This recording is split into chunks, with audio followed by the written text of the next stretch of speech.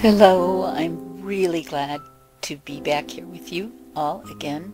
I hope one of these times I can actually be here in person because I'd really like to meet all of you. I become familiar with some of you through your poetry in the Senecal, and I love all your work. Tonight I'm going to read a couple of poems, and there are a couple of new poems, and then I'm going to talk to you a little about a favorite poet of mine. But first, I'll read these two. The first one is called Gertrude Stein Home Movie, circa 1927. And here is the link for that home movie. Gertrude Stein Home Movie, circa 1927. Alice B. has long relinquished Ms. Stein to her madness. Gertie turns a blank face to the camera. Her eyes pull the rest of her bulky body along a pretty path where there are well-to-do guests, and they glance at the camera and wonder who she is that friends are taking these movies of her. She walks slowly, holds tough to herself as do her poems, words like spite, like barbed wire, like flattened peony petals. Alice B. does not smile, does not look pleasant. Perhaps she has given Gertie the results of recent x-rays, so Gertie knows why she hurts. It's Alice B.'s responsibility. Some youngster, some man on either side of the lumbering poet. The day is ripe for well-to-do guests. It's clear in this place. Only Gertrude truly knows where she is.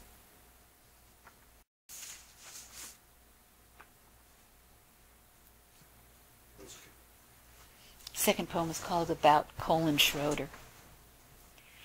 What the hell really happened to my sweet old poet friend, Colin Schroeder, whose starving eyes would not release me throughout my entire visit to Chicago, 1969? Did he really choke to death on a fishbone?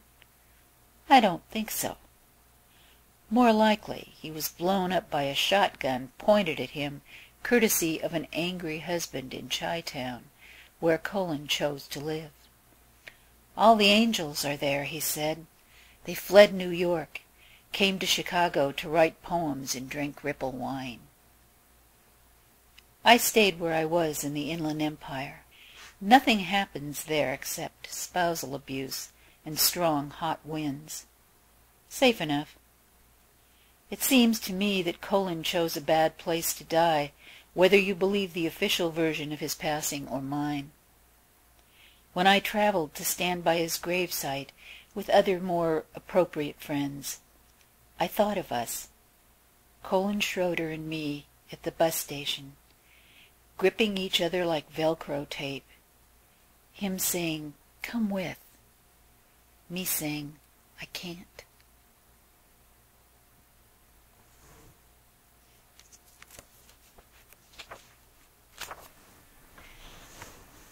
A Dream of Thunder. Something rumbles. Maybe thunder, maybe the voice of Poseidon. Maybe I dreamed this. Maybe my dreams have escaped and are free to find me wherever I am. I think they can do that. At night my eyes are like clenched teeth, trying to keep the dreams away because they're dreadful and strange. Later, when the smallest thorn of light pokes through the dark outside, I sleep at ease, not dreaming, not feeling or knowing anything. In the background, just above the mountain, a raggedy marching band turns, then returns, like a dream of thunder or of rain.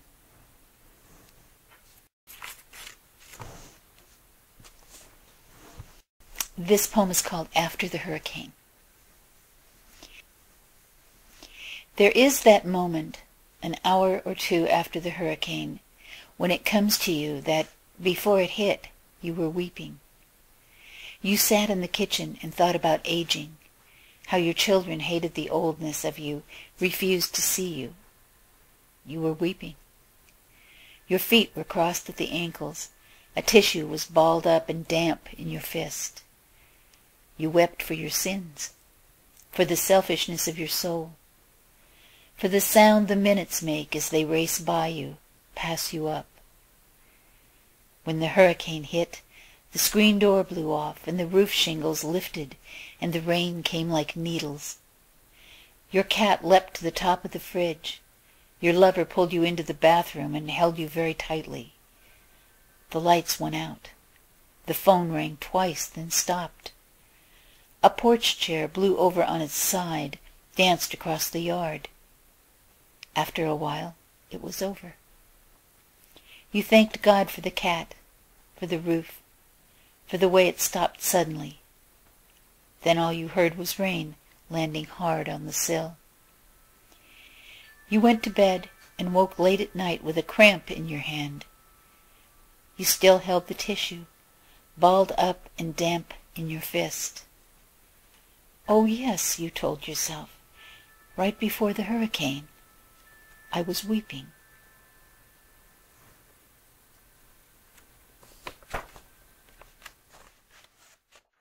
This poem is called Where It Goes, and it's from the manuscript of the same name. The poem is for Charles Bukowski. Where does it go, all that living? It was real when you lived it. Then it felt like parakeet pecks on your lips. Then tiny spots you could see when you wiped your mouth on a white napkin. The specks were proof of life. The feathers in the cage were proof of nothing. You ask everyone, where did it go? They like to think you're drunk again, so they can smile at the horror of your question. It's horrible to be human, huh, kiddo? Horrible to know what you've done wrong, and to know that you can't fix it. Mad dogs don't know these things. Humans do. Where does it go, all that living? You close your eyes for a nap, open them, and your passion has wilted like a picked wildflower. Tragic, oh tragic. So what now? Your rhythms are poverty-stricken, like last grains of rice on a paper plate. You've got death in your sneakers, and your ears ring with the sounds of no one saying anything anymore. That's just the way it is. The best you're going to do after dark tonight is decide whether or not to feel, whether or not to bleed. One of my favorite poets of all time is Amy Lowell, and I think her work is stunning. It has always moved and affected me. And there are reasons why Amy Lowell and I understand each other. These are a few of them. She never attended college because her family didn't consider that proper for a woman, so no degree. No degree, no respect. A glandular problem kept her perpetually overweight. The poet Witter Bynner once said, in a cruel comment which was often repeated by Ezra Pound, that she was a hippo-poetess. She wore a pince-nez. She had thinning hair that she kept in a bun. She did not cut what we'd call an attractive figure. Goodbye prizes. Lowell found it necessary to publish her own work. It is beyond wrong, in my eyes, that I or any other writer should share the fallout from these kind of biases. Yet we do, in spades. So this fat, uneducated, unattractive woman died before she was able to collect the Pulitzer that she worked so hard for. Still, she gave us this poem, among many. A London Thoroughfare, 2 a.m. by Amy Lowell. They have watered the street. It shines in the glare of lamps, cold white lamps, and lies like a slow-moving river, barred with silver and black.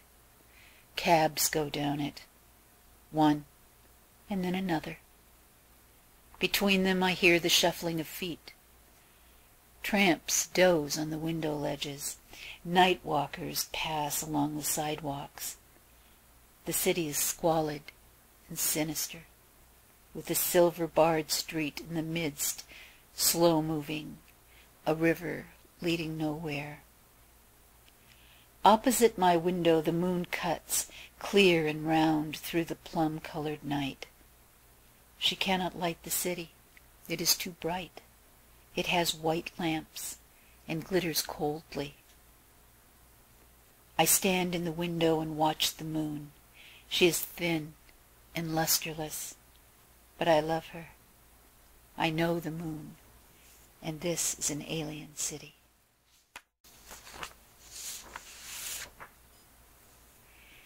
Finally, the last lines of my very favorite of Amy Lowell's poems. Patterns.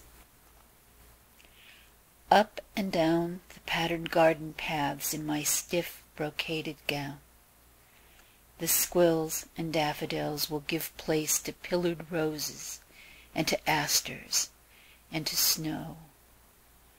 I shall go up and down in my gown, gorgeously arrayed, boned and stayed, and the softness of my body will be guarded from embrace by each button, hook, and lace. For the man who should loose me is dead, fighting with the Duke in Flanders in a pattern called war. Christ, what are patterns for?